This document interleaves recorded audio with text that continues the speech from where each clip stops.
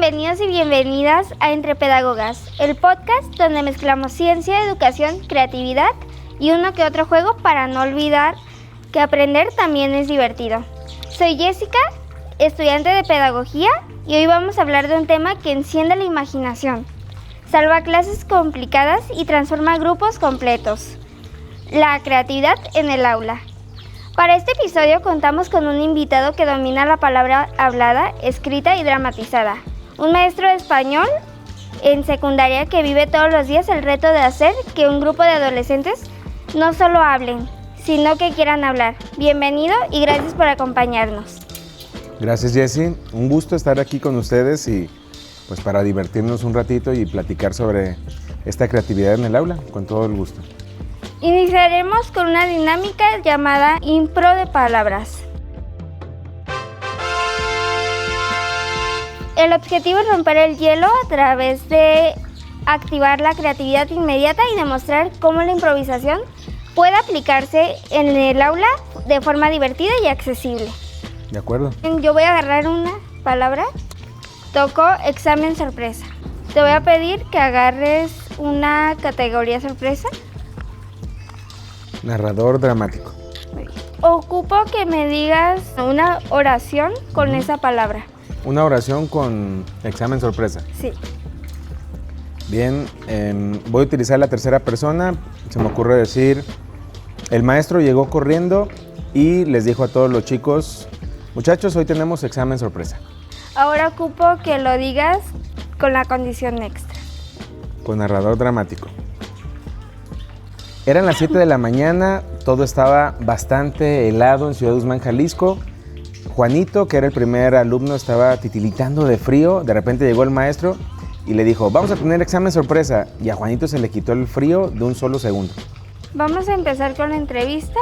Te voy a hacer unas preguntas. ¿Cómo llegaste a enseñar español en secundaria? Bueno, yo soy licenciado en Comunicación y Periodismo y desde antes de salir la licenciatura me interesó el proceso de educación. Cuando yo era de los últimos semestres de la carrera de la Universidad de Guadalajara, ya daba cursos para los alumnos que que estaban entrando o que iban a entrar a la carrera de comunicación. Entonces me gustaba darles talleres de expresión y de radio. En esos tiempos me enfocaba mucho en el radio. Entonces me di cuenta que mi perfil en ese tiempo entraba en el profesorograma de la Secretaría de Educación Pública como maestro de español. Podía decidir si iba a empezar en preparatoria, en el nivel medio superior, o si iba a empezar en el nivel básico en secundaria. Y me decidí en primera instancia en secundaria. Ya después empecé a dar clases en preparatoria de expresión oral y escrita y en universidad de oratoria. Ahora nos podrías compartir qué te motivó a trabajar con adolescentes. Me motivó la idea de poder cambiar la manera en que se pueden expresar desde esa edad. Hay que recordar, para todos los que nos están viendo en este podcast, la adolescencia es una etapa en donde se pueden hacer los últimos ajustes de personalidad, de hábitos y de trabajo que se puede hacer en el día a día para aprender. Entonces se me hace muy, muy crucial que en esa etapa, que es muy difícil, casi nadie quiere estudiar, son muy contados los alumnos que van a la escuela 100% inspirados, ¿no?, por ellos mismos.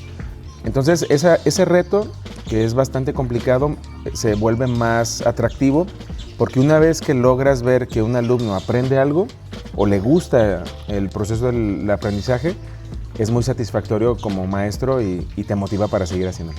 ¿Nos podrías decir cuál ha sido tu mayor sorpresa en el aula? El cambio de hábito. Me ha tocado ver alumnos que no les gusta leer o no les gusta comprender textos y una vez que lo logran, generan confianza personal y de repente empiezan a hacerse más asiduos a la lectura.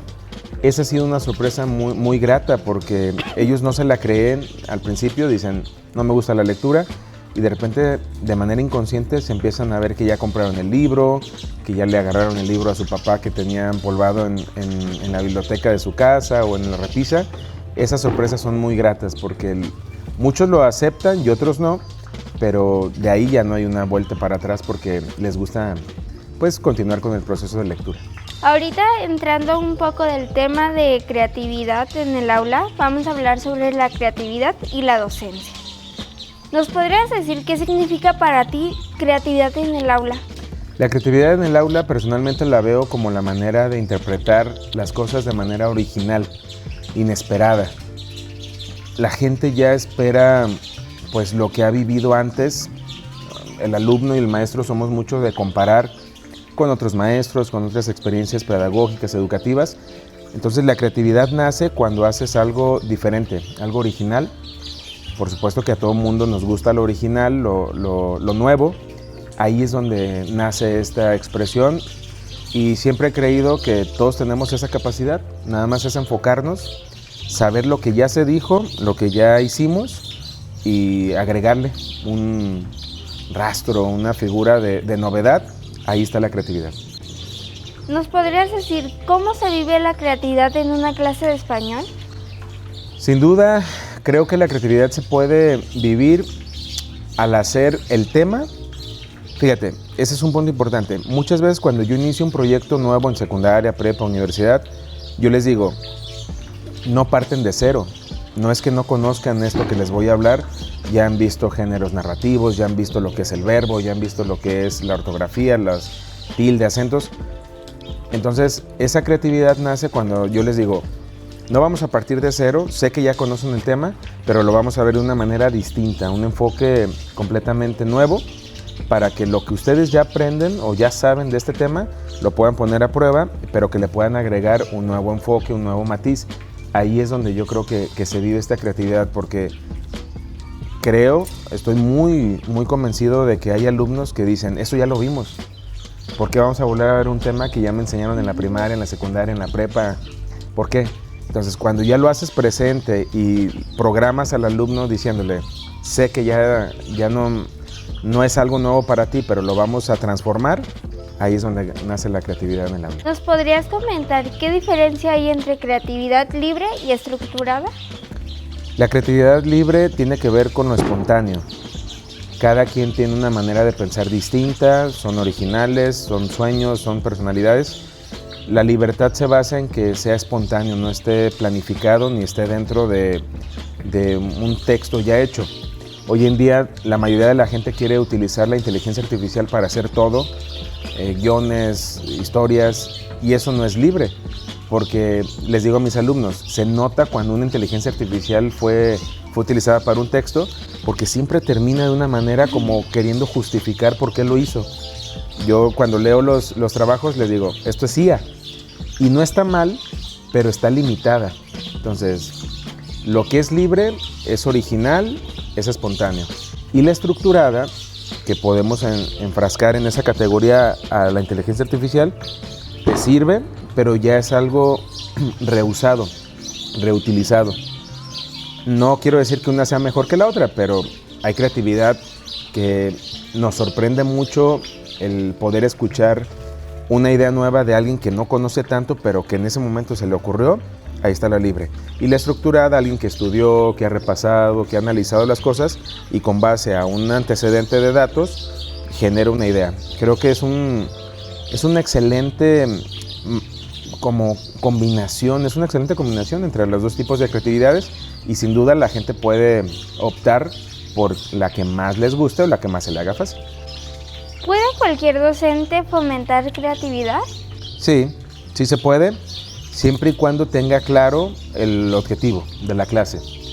Si bien es cierto, hay docentes que todos tenemos estilos diferentes, no hay un docente 100% bueno ni 100% malo, pero sí se puede con base a tener bien claro el objetivo. Si sabes que vas a poner un texto para que sea comprensión lectora o un texto para que imaginen, teniendo el objetivo claro, se puede generar esa creatividad. Vamos a pasar a la segunda dinámica, la cual es que tú escojas una oración. ¿De esta cajita? Sí, por favor. Lo que nos ponen a hacer en el podcast de Entre Pedagogas para que... Dice, un alumno encontró una idea perdida. Ocupo que me des 3 oraciones y que hagas una mini historia de 15 a 20 segundos. Un alumno encontró una idea perdida. Durante varias semanas estuvieron buscando una idea perdida en el salón de quinto B. Es más, hubo gente que ni siquiera recordaba qué era lo que se había pensado. Y hubo otros alumnos que dijeron que nunca existió esa idea. Pero había una alumna entre el grupo que se llamaba Clarisa, que ella estaba segura que la idea perdida estaba abajo del escritorio de la maestra. Era tanta su perseverancia que un día en un receso se coló sin que nadie la viera, levantó el escritorio y la idea perdida estaba titilando con una luz cálida diciendo: aquí estoy. Ahora te voy a pedir que agarres una categoría sorpresa y vas a tener que transformar esa mini historia en esa categoría. Como si lo hubiera creado un niño de primaria. Yo no sé por qué mi amiga Clarisa no va a jugar con nosotros en el receso. Siempre jugaba con nosotros a la traes, es más, era la más rápida para jugar. Pero en un día, en un receso, se escondió de todos y se fue al salón de clases. Todos le decíamos: Clary, vente para acá. Ella no nos hacía caso, estaba buscando algo. Era el viernes a las 10 de la mañana cuando de repente gritó: la encontré, es una idea perdida. Nadie sabía de lo que estaba hablando hasta que vieron que entre sus manos había una luz cálida titilitando y todos estaban felices de que la encontraron. Ahora pasaremos un poco a las estrategias prácticas en el aula. ¿Nos podrías decir qué actividades sencillas y económicas usas para estimular la creatividad en tus alumnos? Claro que sí, el reto. Me ha funcionado bastante no solamente imponer la actividad, sino retarlos, hacerlos sentir que sí pueden hacerlo y comparar esfuerzos para que ellos al final de cuentas ganen y que sientan que le ganan al maestro. Y por supuesto, un maestro que esté convencido de que su alumno le gane es una victoria para la educación. Un saludo para los maestros que se sienten muy autoritarios y que piensan que lo saben todo porque no lo sabemos todo. Y ahí es donde entra el poder ganar. Si el muchacho dice: le gané, profe, y sí pude, ganamos todos. ¿Cómo incorporas tus dinámicas en tu salón o aula de clases? Pues las incorporo mediante la planificación de clase. Dependiendo del tema, pienso en qué actividad podría acompañar con el objetivo que lo decíamos anteriormente. Teniendo claro el objetivo, hacemos la secuencia didáctica y ya con esa secuencia didáctica lo dividimos entre actividades de enseñanza para poder hacer actividades de aprendizaje. ¿Nos podrías comentar algún ejercicio favorito que rompa la timidez? Por ejemplo, el primer día de clases. Pues hay varios enfocados en ortografía. De la primera semana, cuando conozco un grupo, hacemos el dictado de 10 a 15 palabras de cómo creen que se debe de escribir una palabra. Les digo que tiene que ser con lapicera, no lápiz, para evitar esa tentación de borrar. Le digo lo que tu corazón te diga, tu mente, y les digo palabras que regularmente la gente suele equivocarse al escribir. Hacemos el dictado, después me las vuelven a dictar ellos y yo las escribo en el pizarrón como van, y posteriormente revisan sus errores y los invito a decir, les digo: miren muchachos, ustedes pueden engañarse ustedes, engañar al mundo y decir que las escribieron las 15 bien. Hay gente que no escribe con el acento y ya cuando lo estamos revisando le agrega el acento y decir: ya lo escribí bien. Pero me enfoco mucho en que no hagan esa trampa. Y he notado que los alumnos sí, en esos momentos son honestos. Ya que tienen las 15 palabras revisadas y bien escritas, los invito a que hagan una mini historia con esas 15 palabras en donde las puedan emplear bien escritas y se termina la actividad. ¿Nos podrías dar un ejemplo de una mini historia que te hayan dado tus alumnos? Sí, claro. En primero de secundaria me enfoco mucho con palabras de menú. Es decir, no sé, quien esté viendo este podcast, la palabra asada, cuando vas a unos taquitos de la gastronomía mexicana, asada la escriben mucho con Z. Sí. Entonces el error nace de ahí. Yo he visto que muchos alumnos de primero de secundaria llegan con ese error. Entonces una de las palabras es asada Y de las historias, pues es muy fácil que los alumnos desarrollen su creatividad diciendo, un día fui a los taquitos del centro de Ciudad Guzmán y se me antojaron unos tacos de asada. Y ya insertan la palabra que acaban de aprender a escribir. Y es un logro. O sea, siempre me dicen, profe, yo pensé que iban con Z. Y ya lo hacen con S. Y está interesante porque de la lista de palabras es asada, otro es el verbo IVA, que muchos lo escriben con V, que es el de impuesto a valor agregado. Entonces les digo, el verbo IVA es con la B, sin H. Noto mucho que a veces los alumnos ponen IVA con H. Entonces van armando asada, IVA a comprar tacos de asada. Y al final creo que siempre terminan con un final feliz. Los alumnos de secundaria tienen esta idea. Cuando hago esta actividad con los de prepa tienen como ya más la mentalidad de hacer las historias más trágicas, menos felices en sus finales. Pero pues yo creo que tiene que ver con la edad. Ese es a grandes rasgos un ejemplo de palabras con esas historias. ¿Nos podrías comentar qué papel juega la lectura en la creatividad en el aula? Es un papel muy importante porque para poder escribir bien hay que saber leer bien, comprender. No puedes hacer una historia amplia o muy rica en conceptos si tu lectura es limitada. Hay que recordar que el léxico pues es muy personal, cada quien tiene, les digo a los alumnos, su bolsita de palabras mentales que utilizan a diario y mientras más leas, más palabras se quedan en tu subconsciente para poderlas dosificar, administrar en tu lectura. Entonces es un papel bastante importante. Ahora nos vamos a meter un poco en el tema de la expresión como motor creativo. ¿Nos podrías decir cómo influye la expresión en la creatividad? La expresión influye en el sentido de el tono en que lo quieras hacer, la manera de expresarlo demuestra una mejor claridad en tu expresión. ¿A qué me quiero referir con esto? Tú puedes ser muy brillante, muy talentoso, inteligente, buenas ideas, pero si no sabes expresar lo que piensas, sencillamente vas a estar limitado.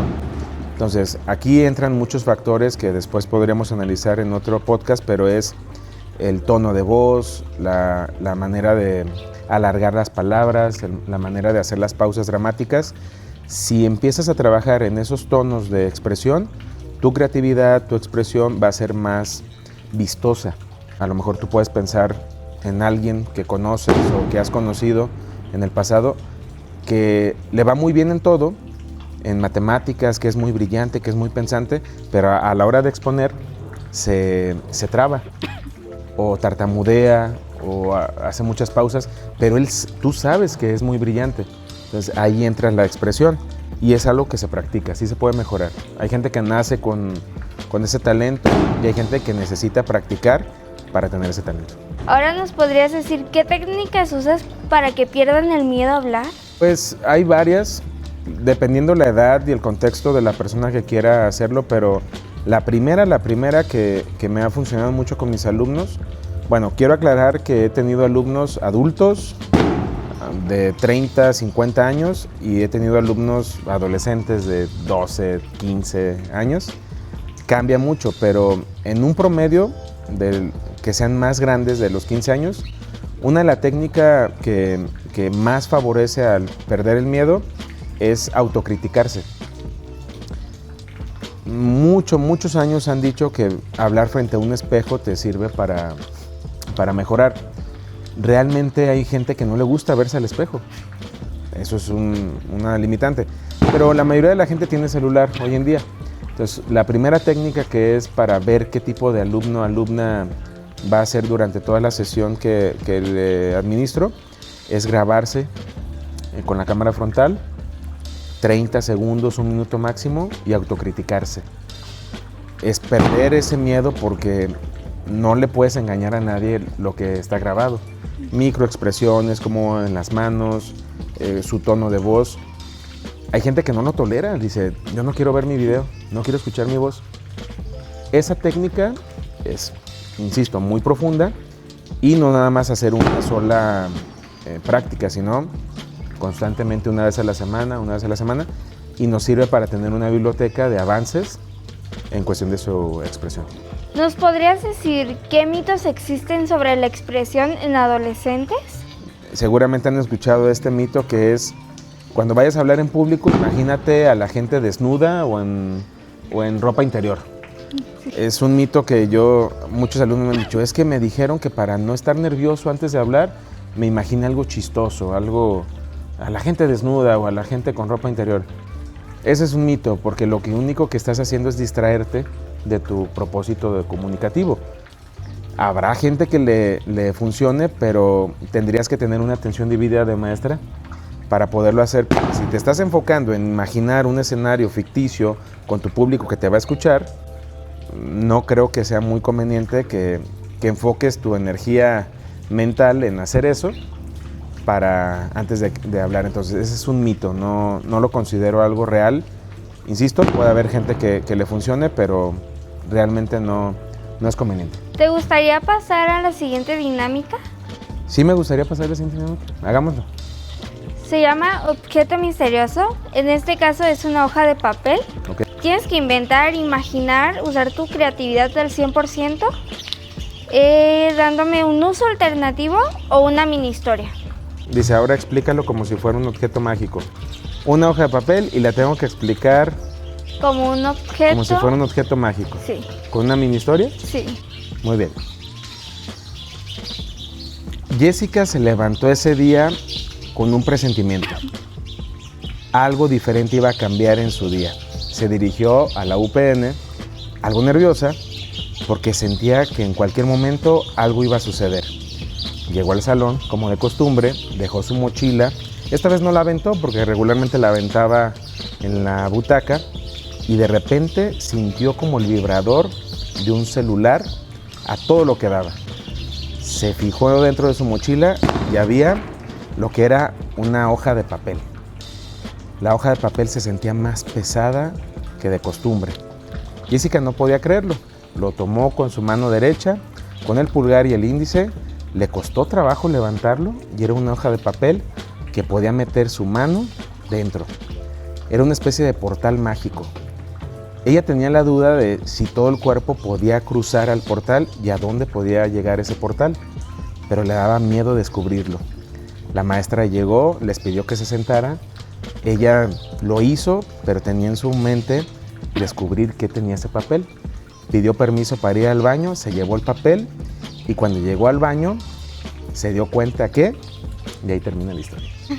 Hay que dejarlo a su imaginación. ¿Cuál es el final de esta historia? Hasta la camarógrafa se quedó también con intriga. Sí. Ahora vamos a hablar sobre retos y realidades del aula. ¿Me podrías decir qué obstáculos enfrentas en cuanto a ser maestro de secundaria, pero a la vez estar dando clases a adultos? Bueno, sin duda es el sistema que aplicar. Hay que recordar que muchos maestros, y yo lo llegué a cometer a inicios de mi práctica docente, queremos usar la andragogía en lugar de pedagogía, o viceversa, la pedagogía en lugar de andragogía. Y el recipiente, que si me permiten la metáfora, el recipiente no es el mismo a donde va a llegar nuestra clase. O sea, no podemos hacer una clase para niños cuando es un grupo ya de adolescentes o de adultos. Ese es el primer reto. Otro reto es la carga administrativa que a veces a los maestros no digo a veces, cada semana los maestros nos imparten. Si eres maestro y estás viendo este video, o si vas a ser maestro, déjame te doy un spoiler. No solamente es dar clases, sino también estadísticas, también estar haciendo mucho texto, que por supuesto que sirve, pero sí hay de más, porque no solamente es preparar una clase, sino es, una vez que ya hiciste la clase, argumentarla y no te quiero decir en las juntas de entrega de calificaciones, porque si nos toca andarla haciendo a la estadística ahí. Entonces ese es uno de los mayores retos. ¿Nos podrías comentar alguna experiencia de cómo reaccionan los estudiantes a la improvisación? Pues se sorprenden en gran medida. Insisto, yo siempre estas respuestas que te estoy dando trato de tocar los diferentes niveles en los que doy clases, no solamente secundaria. insisto, también en el nivel superior en universidad, pero mientras más grandes son, más esconden su sorpresa. Mientras más chicos son muy espontáneos. ¡Ah, profe! ¡Wow! O sea, inesperado. Y ya cuando estamos más grandes, acuérdense que la capacidad de asombro se va disminuyendo. Sí se asombran, pero son menos expresivos en ese sentido y les gusta, nada más asienten. ¿Nos podrías decir qué haces cuando una dinámica no funciona? Bueno, cuando una dinámica no funciona, que suele pasar mucho, replanteamos el objetivo. Sí hacemos retroalimentación con los muchachos, a veces es exhortarlos, a veces sí es llamarles la atención, porque tú puedes llevar la mejor clase preparada, pero si los alumnos no están con disposición, o si el papá los maltrató, o si no traen dinero para comer, son factores que desgraciadamente no consideramos a veces, y uno como maestro está motivadísimo a darles la mejor clase de la vida, pero ellos no van a tener la disposición, a veces no porque no quieren, sino porque es parte de su contexto, su entorno. Ese ha sido de las grandes estrategias, que cuando dices, ¿sabes que no funcionó? Replanteamos, hago parte a los alumnos de decir, muchachos, esto queríamos hacer, no llegamos al objetivo, vamos a rescatar para poder llegar a otro objetivo. Y los hago parte de la reformulación de la actividad para hacerlos sentir, parece que importantes en la actividad. Y ha funcionado porque los muchachos dicen, ok, vamos a ayudar para que sí se pueda concretar el objetivo. ¿Tratas de motivarlos en cuanto ves que no entienden la actividad o no sientes que están siendo creativos en cuanto al tiempo que lleva la actividad? Sí, lo que me funciona mucho es darles este discurso, este speech de realismo. Volvemos a los alumnos de secundaria. Frases como, miren muchachos, yo sé que todo les aburre, todo les va a enfadar, pero vamos a concentrarnos en esto. Estas frases, los muchachos dicen, bueno, es que sí es cierto, todos nos aburre, todos nos enfada, pero una vez que descubrimos o expresamos ya, traemos a la realidad lo que ellos piensan y que a veces nadie se atreve a decir, digo, yo sé que ustedes están esperando a que llegue el receso, pero ¿qué les parece si antes de que llegue el receso hacemos la actividad? Entonces ya funciona con la mayoría porque dice, bueno, está bien, ya nos descubrió, ya estamos hablando de la realidad, vamos haciéndolo. Quisiera ahorita entrar un poco al tema de la creatividad con la tecnología. Me parece. ¿Usas herramientas digitales en cuanto a tus clases? Sí, ¿cómo no? Procesador de palabras, Office, Word, Excel, PowerPoint, Canva. Son unas más viejitas que otras, pero son herramientas importantes para poder hacer clases hoy en día. ¿Cómo podrías decir que equilibras la tecnología y expresión corporal verbal en tus alumnos? Pues sí, se hace conforme a la práctica ese equilibrio. No, tú lo dijiste hace ratito, no todos los alumnos son visuales. De nada te serviría ser un maestro que siempre traigas diapositivas o siempre traigas las imágenes bonitas, porque hay niños que aprenden más escuchándote, o hay niños que aprenden más haciendo la actividad, escribiéndola. Entonces hay que hacer un equilibrio, un ratito visual, otro ratito auditivo y otro ratito, ¿saben qué muchachos? Cerramos todo con las manos, vamos a trabajar haciendo esta escritura, pónganse de pie.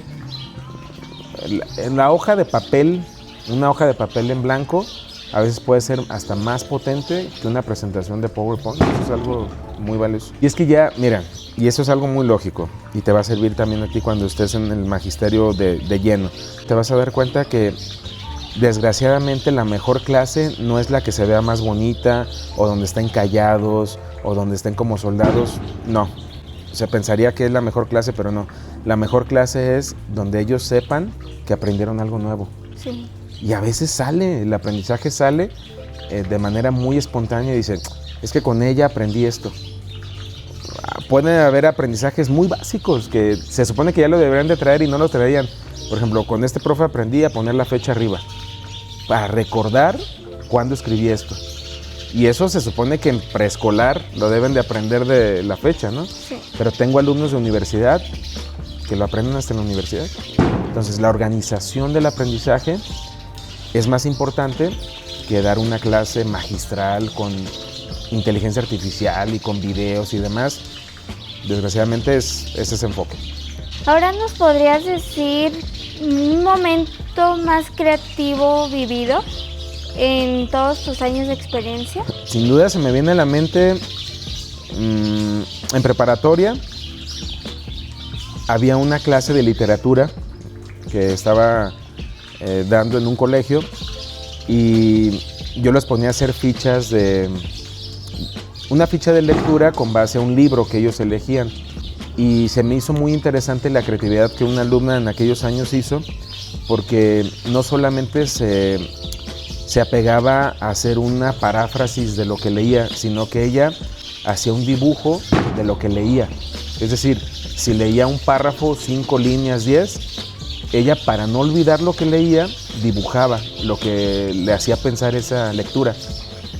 Lo cual se me hizo súper interesante y creativo porque dije, ella sin tener la orden, la indicación de dibujar, ella decidió arriesgarse. Y ojo, muchos alumnos que tenemos que se arriesgan, que dicen, no me dijo el profe, pero lo voy a hacer. Y ella en cada ficha dibujaba algo y la imagen regresaba al recuerdo y por supuesto que podía recordar todo y entendía de mejor manera la lectura. Eso se me hizo bastante creativo. Y eso es lo más bonito, que en actividades seculares académicas salen rasgos de las personalidades que lo puedes utilizar en tu vida todos los días. ¿Nos podrías decir algunas frases épicas durante improvisaciones que hayas escuchado de tus alumnos o que tú hayas hecho? Bueno, como frases épicas, pues hay muchos regionalismos, muchos barbarismos también que los alumnos usan, pero pues el famoso no manche, profe, sí me salió, pensé que no lo podía hacer. Esas son frases que sin duda te tocan el alma, el corazón, porque tú puedes estar bien cansado porque tu directora o tu director te está exigiendo más trabajo administrativo, pero cuando ves que el alumno lo logra, siempre va a decir frases, a veces no de agradecimiento, porque ellos lo ven como algo, pues, no sé, secular, pero ya cuando egresan y te ven como profe, una de las frases más épicas que puedo decir es, profe, me dieron el trabajo gracias a lo que aprendí a hacer en su clase. Y eso es un abrazo al alma. Un alumno me escribió por redes sociales 2-3 años después de egresar y estaba contentísimo porque le dieron un trabajo, porque aprendió a llenar una solicitud de empleo en la clase de español. Eso sí le gana todo. ¿Nos podrías decir, si la creatividad fuera un personaje literario, quién sería? Sería un superhéroe. Un superhéroe muy alto, con mucha luz y con la cara descubierta. ¿Por qué? Porque la creatividad, mientras más la usas, más crece. Y sería un superhéroe porque te salva de diferentes situaciones en la vida. Hay que recordar que la gente creativa consigue lo que quiere. Puede ser procrastinador, puede ser, no sé, a veces hasta necio, terco, pero si eres creativo, vas a conseguir lo que quieres. Entonces, sí lo utilizaría esa metáfora, esa analogía con un superhéroe.